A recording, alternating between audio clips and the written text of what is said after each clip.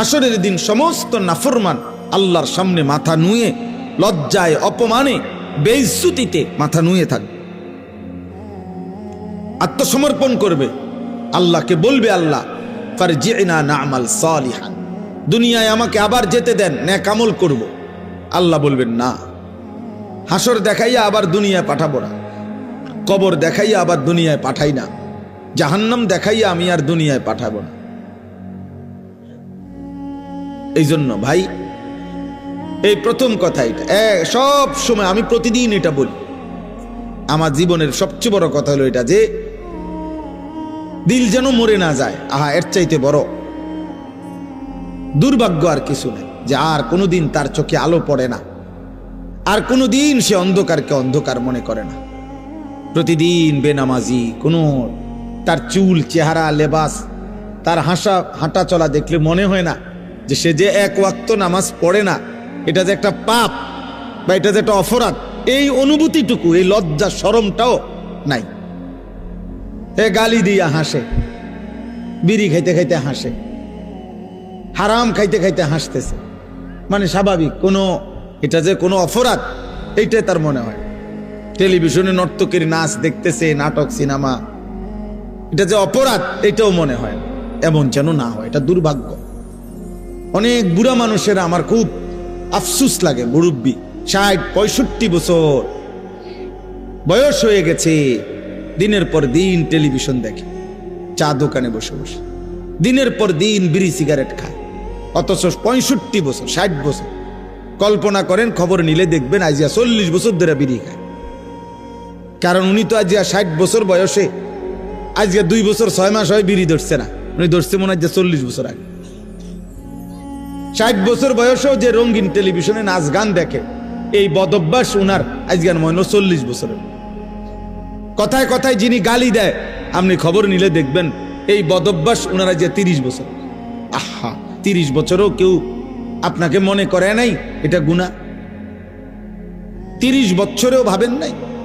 এই জন্য এটা মনে রাখতে হবে। এটা হলো শুরুর কথা।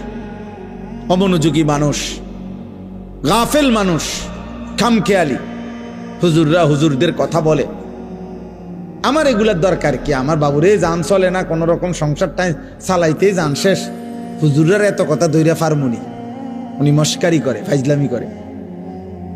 হ্যাঁ, হুজুররা আমনে আখেরাতের কথা বলে, আর আমনে ইয়ার কি মারেন? হ্যাঁ, চা দোকানে বসে বসে গপ মারে। ও কয় তো হুজুররা তো কয়, ভালো লাগিয়ে কয়, বুঝি তো আমরা লাগিয়ে তো কয়, ফারি না। ও শেষ, এই কথা বললে আপনারে ফেরেশতা ছেড়ে দিব, ঠিক না? মানে মস্কারি করে আর কি, ইয়ার কি করে। উনি মনে করছে তামাশা করছে। আখেরাত তামাশা না, আখেরাত খামখেয়ালি না, দুনিয়া তামাশা, দুনিয়া খেলাধুলা, দুনিয়া ফালতু জিনিস, দুনিয়া একদম ফালতু, দুনিয়া বেহুদা। নবীজি সাল্লাল্লাহু আলাইহি সাল্লাম বলছেন, একটা কান কাটা মরা ছাগলের সমপরিমাণ মূল্য আল্লাহর কাছে দুনিয়ার নাই। বিশুদ্ধ হাদিস। নবীজি সাল্লাল্লাহু আলাইহি সাল্লাম বলছেন, একটা মাছির ডানা পরিমাণ মূল্য আল্লাহর কাছে দুনিয়ার নাই। লাউ কানাতিদ দুনিয়া তা'দিলু ইনদাল্লাহ মিসলা জানাহি বাউদা মা সাকা কাফিরাম মিনহা শারবাতাম মিন মাইন। নবীজি সাল্লাল্লাহু আলাইহি সাল্লাম বলেছেন, আদ-দুনিয়া মালউনা ওয়া মালউনুন মা ফিহা। নবীজি বলছে দুনিয়া পুরাটা অভিশপ্ত, মালউন, লানতের যোগ্য, এবং দুনিয়ার যা আছে সব অভিশপ্ত। আল্লাহর নবী সাল্লাল্লাহু আলাইহি সাল্লাম বলছেন, আল্লাহ তাআলা কোরআনুল কারীমে বলছে, আরাদিতুম বিল হায়াতিদ দুনিয়া মিনাল আখিরা ফামা মাতাউল হায়াতিদ দুনিয়া ইল্লা কালিল। বান্দা, তোমরা বুঝি আখিরাতকে বাদ দিয়ে দুনিয়া পেয়ে খুশি হয়ে গেলা? শোনো, আখিরাতের তুলনায় দুনিয়া সামান্য, সামান্য। আল্লাহ তাআলা বলছে, ওমাল হায়াতুদ দুনিয়া ইল্লা মাতাউল গুরুর। দুনিয়ার জীবন আর কিছু নয়, শুধুই ধোঁকা। গুরুর মানে ধোঁকা। আল্লাহ বলছে, যিনি বানাইছেন তিনি। কোম্পানি বলতেছে এটা 2 নম্বর, কোম্পানি নিজে বলতে আছে এটা 2 নম্বর। আপনি কৃত্রিম এরকম কানমাকারি করেন। কোম্পানি বলতেছে এটা ভালো না, টেকসই না, বেশি দিন টিকবে না। যিনি সৃষ্টি করেছেন তিনিই বলতেছেন, দুনিয়া সৃষ্টি করেছেন কে?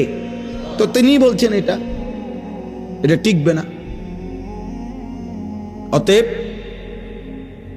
আমরা যারা প্রত্যেকেই একজনই বোঝেন, একজন, তো আমি একজনকেই বললাম, আমরা মুসলমান, আমাদের জীবনের সব আয়োজন আখিরাতকে সামনে রেখে, আমার হাসি, আমার কান্না, আমার আবেগ, আমার অনুভূতি, আমার রাত, আমার দিন, আমার সকাল, আমার দুপুর, আমার ব্যক্তি জীবন, আমার ঘর, আমার সংসার, আমার জীবন, আমার যৌবন, আমার আয়, আমার উপার্জন, আমার বাজার, আমার ব্যবসা, আমার রোজগার, আমার কামাই, আমার দেশ, আমার রাষ্ট্র, আমার রাজনীতি, আমার ক্ষমতা, আমার সব কিছু আখিরাতের জন্য। কিসের জন্য? আখিরাতের জন্য। আখিরাতের জন্য। রাষ্ট্রের সেবায় কিছু করব, তাও আখিরাতের জন্য। ঘরের বিবি বাচ্চার সেবায় কিছু করব, তাও আখিরাতের জন্য। আখিরাতের জন্য। এক মুসলমানের জন্য কেউ না মানুক, গোটা পৃথিবী যত চাকচিক্যই দেখাক, সত্যিকার মুমিনের কাছে আখিরাতই আসল। ওয়ালাদ দারুল আখিরাতু খায়রুল লিল্লাযিনা ইয়াত্তাকুন। আল্লাহ তাআলা বলেন, আখিরাতের ঘর সমস্ত মুত্তাকি, আল্লাহকে যারা ভয় করে তাদের জন্য আখিরাতের ঘর জান্নাতি, খায়রুন, উত্তম। ওয়া ইন্নাদ দারাল আখিরাতা লাহিয়াল হায়াওয়ান। আল্লাহ বলে আখিরাতের ঘর জান্নাতি হচ্ছে প্রকৃত অর্থে জীবন, বেঁচে থাকার সার্থকতা, লাইফ, জীবন, হায়াত আখিরাত। দুনিয়া কোনো বেঁচে থাকার সার্থকতাই নাই। 1 কোটি টাকার দামের গাড়ি হোক, 100 কোটি টাকা দামের বাড়ি হোক, যিনি বানাইছেন তিনি নিশ্চিত জানেন এখান থেকে তাকে একদিন চলে যেতে হবে। তাহলে মৃত্যু যার ঘাড়ের কাছে, অ্যাক্সিডেন্ট যার পাশে পাশে, অসুস্থতা আর দুর্বলতা যার সঙ্গী, তার আবার আনন্দ কি? আনন্দ কি? গাড়ির দাম 1 কোটি টাকা হোক না, অ্যাক্সিডেন্ট তো সঙ্গী। হায়াত যত স্বাস্থ্যবানই হোক না কেন, মৃত্যু তো আমার সঙ্গী। তাহলে মৃত্যু যার সঙ্গী, অ্যাক্সিডেন্ট, দুর্ঘটনা, বিপদ আর মুসিবত, অসুস্থতার দুর্বলতা যার সঙ্গী। ভাই তোমরা একটা ছেলে গিয়ে এই কাছের ছেলেগুলারে আওয়াজটা থামাও না। তোমরা বুঝের কোনো ছেলে যার কথা বললে শুনবে এমন 2জন ছেলে যাও না ভাই। এখানে যে ছেলেগুলো কথা বলতেছে অগরে দূরায় দাও না, সরায় দাও না। আশ্চর্য! আহারে, মুসলমানের বাচ্চা অভিভাবক শূন্য। আমরা প্রতিদিন এই পেরেশানি করি রে ভাই। অভিভাবকরা টোটালি মানুষের পরিচর্যা বাদ দিয়ে অভিভাবক শ্রেণী ব্যস্ত হইল ঘর, বিল্ডিং আর দালানের পরিচর্যা। উনি ব্যস্ত হইল এর চাইতে ভালো কাঠ সোফার জন্য কোথায় পাওয়া যায়, এর চাইতে ভালো ইট। আমি ওই দিন আমার একজনে বলতেছে, হুজুর মানে বিল্ডিং করব ক্যান্টনমেন্ট, আপনার কোথায়? ঢাকা ধামরাই, সুয়াজ ভাই, আরো কোথায় জানি দূরে, কত মাইল দূরে। ওইখান থেকে হুজুর 1 নম্বর ইট সাইয়ান্স, 1 নম্বর ইট আনছে কি আপনার কত মাইল দূরের থেকে, বিল্ডিং যেন মজবুত হয়। সিমে আরে বালু আনছে গিয়া ওই ময়মনসিং থেকে, নিজে সারা রাত ট্রাকের লগে ছিল, যাতে করে বেটায় 2 নম্বর বালু না দেয়। 1 গাড়ি বালু হাতে 2 নম্বর দিলে আর কিতেই দিব। 1 গাড়ি বালু আনছে। হুজুর বিশ্বাস করেন, নিজে যাও নে একের জাগাত প্রায় 2700 টাকা লাভ হয়েছে হেবড়ার। মানে এত খুশি জীবনে, এর চাইতে বড় পাওয়ার কি হইতে পারে যে আমি নিজে সারা রাত ট্রাকের লগে থাকার বরকতে আল্লাহ আমারে 2700 টাকা লাভবান করে দিছে। দুনিয়া ওনারে কেমন লাভ দিয়ে দিছে, সুবহানাল্লাহ। উনি এমন বুঝা বুঝছে ময়মনসিংহের থেকে নিজে গিয়ে বালু আনছে। দুনিয়া এভাবে বুঝে। অভিভাবক শ্রেণীর ফিকির এটা। আমার একজনে বলছে, হুজুর পুরাটা বিল্ডিং এর বালু আস্তর করছি, একটা বালু দৌন ছাড়া লাগাইনি, সবগুলো বালু আগে ধুইয়া লইছে, এরপরে আপনার শুকাইয়া এরপরে আস্তর করছে, যাতে করে 1 সুতা বালুর ভিতরে সামান্যতম কোনো লবণ কিছু না থাকে, বিল্ডিং যেন মজবুত হয়। ইসরাফিল ফুনা, ইসরাফিলের আব্বাও যদি ফু দেয় যাতে বিল্ডিং ভাঙবে না, এত পিওর বালু না। বালু তো একদম দুইয়া লইছে না। তাহলে আমি বললাম যে মাশাআল্লাহ ভাই, আমি এদূর বুঝছি যে আপনি বালু মধ্যে যেন বালু না থাকে এই জন্য দুইয়া লাইছেন। আপনি মানুষে কয় না যে দুইছি এই জন্য যাতে বালু না থাকে, আপনি বালুরই কিটা দুইলেন আমি বুঝলাম না। দুনিয়া এমন বুঝা বুঝছে। মুসলমান আপন ছেলে বরবাদ, এক ওয়াক্ত নামাজ নাই, অভিভাবক জানেও না। ছেলেটা সারা দিন সারা রাত মোবাইলে কত নারী দেখে, কত উলঙ্গ ছবি দেখে, বাবা মার খবরও নেই। উনি আছে ময়মনসিংহতে বালু আনতেছে। নাইজেরিয়ান 1 নম্বর লোহা কাঠ দিয়া ঘরের বিল্ডিং এর ফ্রেম দিছে, দরজার চৌকাঠ লাগাইছে, সব কিছু জানে। কোনখানের কাঠ, দরজার চৌকাঠ কাঠ কোনটা 1 নম্বর, পাল্লা কোনটা 1 নম্বর, ইট কোনানে 1 নম্বর, সিমেন্ট কোথায় 1 নম্বর, সব জানে। কিন্তু সন্তান কেমনে মানুষ করে, বাচ্চাটাকে কিভাবে আখিরাত শেখানো যায়, এই ব্যাপারে উনি কিছুই জানেন। এই ব্যাপারে উনার, অথচ এক মুমিন, এক ইমানদারের খোদার কসম, মৃত্যুর পূর্ব মুহূর্ত পর্যন্ত, শেষ নিঃশ্বাস পর্যন্ত এক মুমিনের তার পরিবারের ব্যাপারে আখিরি চেষ্টা হলো আখিরাত। শেষ চেষ্টা হওয়া উচিত আখিরাত। আম কুনতুম শুহাদা ইয হাদারা ইয়াকুব আল মাউত ইয ক্বালা লিবানিহি মা তা'বুদুনা মিন বা'দি। কোরআনুল কারীমের মধ্যে আছে, আল্লাহ তাআলা বলেন ইয়াকুব আলাইহিস সালাম তার 12 জন সন্তান, এই 12 জন সন্তান ইয়াকুব নবীর, ইয়াকুব আলাইহিস সালাম এর 12 জন সন্তান ছিল। ওই যে ইউসুফ বিনিয়ামিন, ওনারা 2 ভাই, আরো 10 ভাই পানিত ফেলা কূপে ফেলাইছে যে 10 ভাই, এ কয়জন হইল? 12 জন। 12 জন সন্তান ইন্তেকালের সময় ইয়াকুব আলাইহিস সালাম ওনার চারদিকে বসাইয়া, কোরআনে আল্লাহ বলছে, উনি জিজ্ঞেস করছে মা তা'বুদুনা মিন বাদি, ছেলেরা আমার, মৃত্যুর পূর্বে শেষ তোদের কাছে আমি জানতে চাই তোমরা আমার পরে কার ইবাদত করবা, কার গোলামি করবা, আমি শুধু এই কথা শুনতে চাই। ক্বালু না'বুদু ইলাহাকা ওয়া ইলাহা আবাইকা ইব্রাহিমা ওয়া ইসমাঈলা ইলাহান ওয়াহিদা।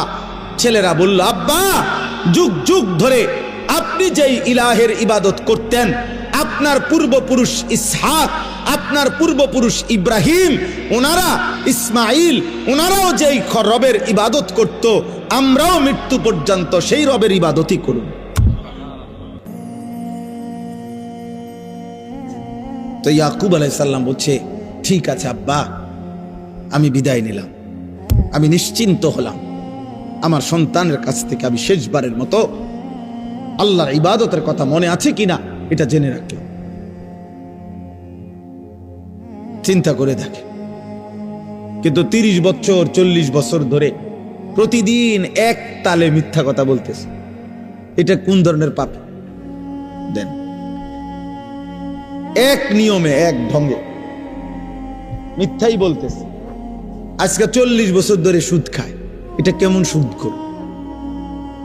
আজকে 60 বছর ধরে প্রতিদিন গালি দেয়, এক তালে, এটা বেটার কথা বললেই নিয়ম গালিলেন।